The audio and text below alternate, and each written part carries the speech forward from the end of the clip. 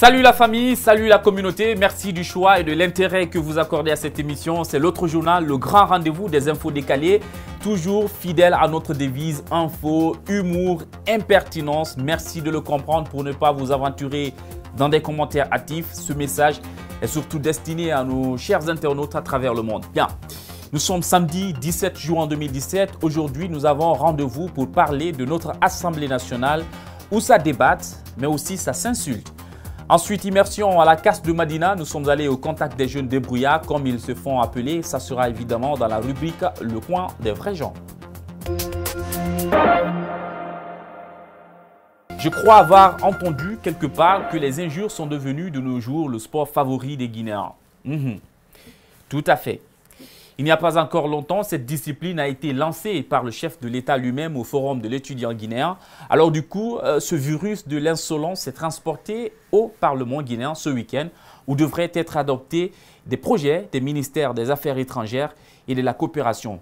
Tout est parti d'une intervention du député UFDG Ousmane Gawal. Suivez. J'avais épuisé les 5 minutes. Merci, Monsieur le Président. Et je fais en sorte que seulement le temps qui vous est parti. Je ne peux pas rationnellement agir s'il y a des perturbateurs. Son là, j'ai mal éduqué. Et...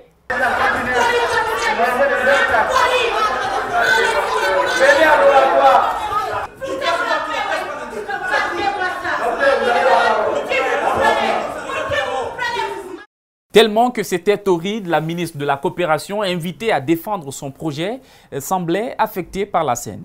Au nom de son Excellence, Monsieur le Président de la République, au nom de Monsieur le Premier ministre et tout le gouvernement,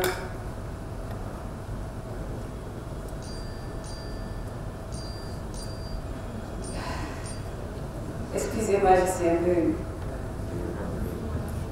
Les engueulades ont duré une dizaine de minutes. Nos déshonorables députés ont fait ça à la guinéenne, s'injurier, rien d'autre.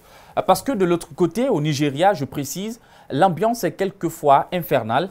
Ça ne se passe pas que dans la bouche.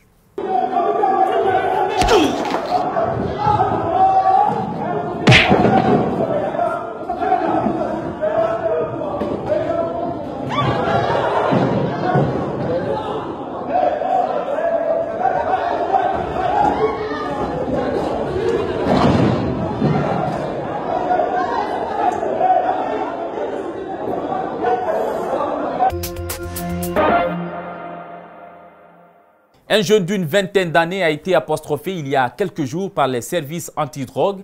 Aliou Diamanka, de nationalité bissau-guinéenne, a ingéré 60 boules de cocaïne du Brésil pour la Sierra Leone. À entendre le colonel Moussa Tegoro, les Guinéens peuvent être rassurés. Et le pays a cessé d'être la plaque tournante du trafic de la drogue dans la sous-région. Écoutez. La Guinée ne tombera plus jamais dans cette qualification négative de plaque tournante de trafic de drogue en Afrique de l'Ouest. C'était une insulte à la nation, mais je vois et j'avoue que le président de la République a compris le bien fondé de créer un service à l'intérieur duquel se trouvent presque tous les services. Merci pour vos efforts, le message est compris. Mais colonel, les échantillons, vous avez des boules que vous n'avez pas rendues. On peut les récupérer, s'il vous plaît?